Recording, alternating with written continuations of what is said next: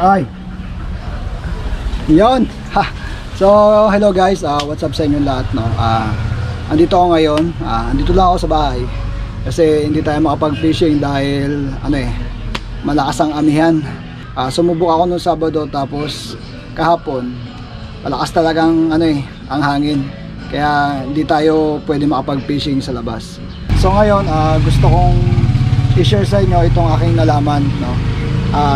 Kasi marami nagtatanong kung paano daw matanggal yung nag-stack na 2 section na fishing rod tulad nito. Yan. Ito kasi guys, yan. Ito kasi itong fishing rod ko dati is nakasoksok to. Yan. Hindi na to matanggal dati yan. Nung naipokpok ko, ayaw na matanggal. Ngayon, may nakapagsabi sa akin kung paano ko natanggal yung pagka-stack nito. Salamat nga pala kay Edgar S. Bito. Yon, siya ang nagsabi sa akin kung paano matatanggal yung pag na-stack yung inyong fishing rod. Yan. Ngayon, i-share ko sa inyo para alam nyo din kung sakali man na-stack yung ganito nyo. Okay? Para maniwala kayo na matatanggal siya, is isaksak ulit natin.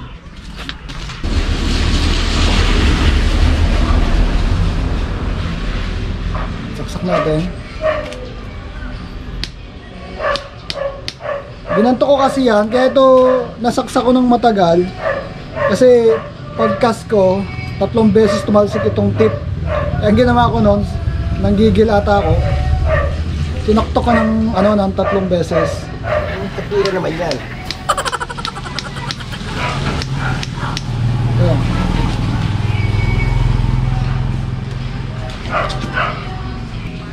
Yun, hindi na naman matanggal.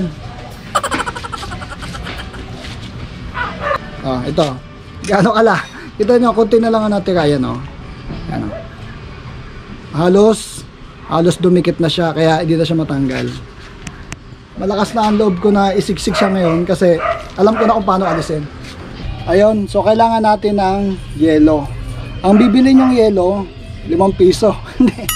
Ang bibili nyong yelo, ito, sa amin kasi 5 piso ito. Yung lutong-luto, kita nyo po to, ayan. Kita nyo po ang pagkakaluto niya, ayan. Puting-puti siya, tapos para siyang mabibitak-bitak, ayan.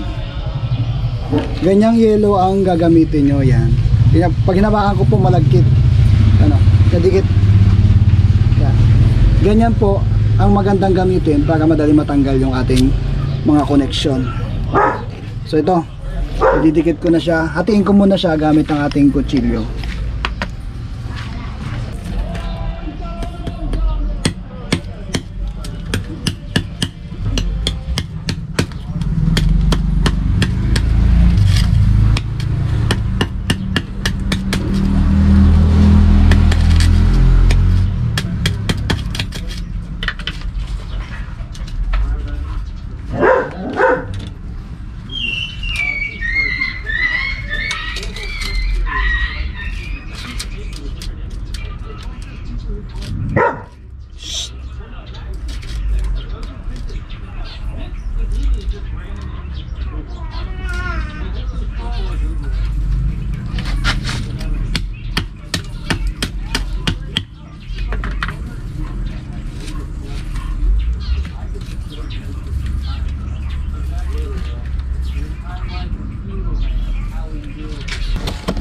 Ganyan po, yan. Yan ang ginawa ko.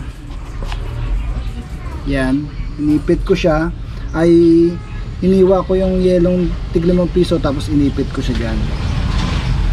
Mas maganda, lagyan pa siya dito sa ibabaw. Kaya, lagyan ko, kukuha lang ako dito.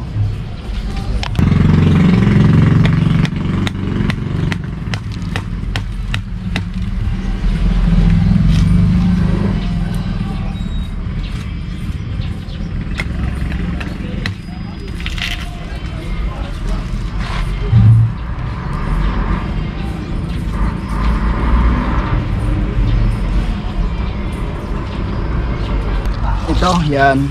Ganyan na siya. Yan. Ilagyan ko lang sa ibabaw para double kill siya. Ang ipapalaman nyo, yung yung pinagduktungan na, yan. Yan, dun.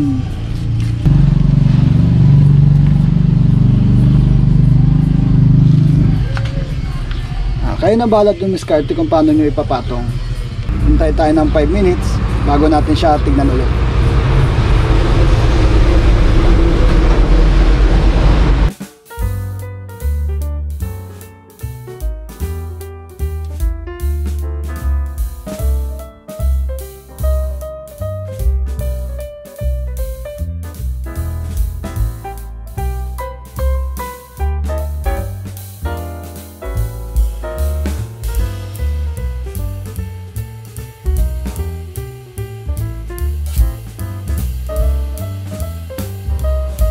Na ang moment of truth. Pahawak mo natin sa anak ko. Gamit tayo ng gloves kasi hindi natin nalagyan ng goma yung ating tip. Kasi dapat may nakataling goma dito. Ito mo na. Dapat may nakataling goma dito para may hawakan kayo. Tapos dito o kaya dyan. Kung saan kayo komportable. Kaya ako gagamit na ako ng gloves.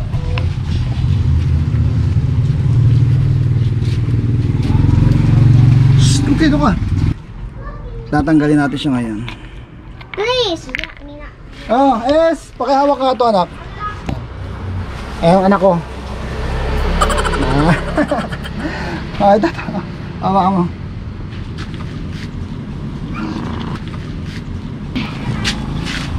Tanggalin natin.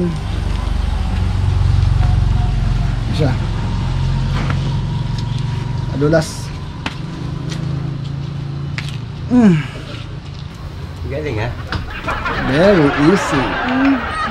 Napakadali. Tutok mo dito. Yon, ganun lang kadali. So, ayun. Kailangan lang natin is yung yelong luto. Yan. Lutong-luto. Teka lang. Napag ko lang to. Dati, nahirapan ako magtanggal. Ngayon, ganun lang pala kadali. Kung alam ko lang yelo, na tig 5 piso. Dati iniipit ko pa sa gato.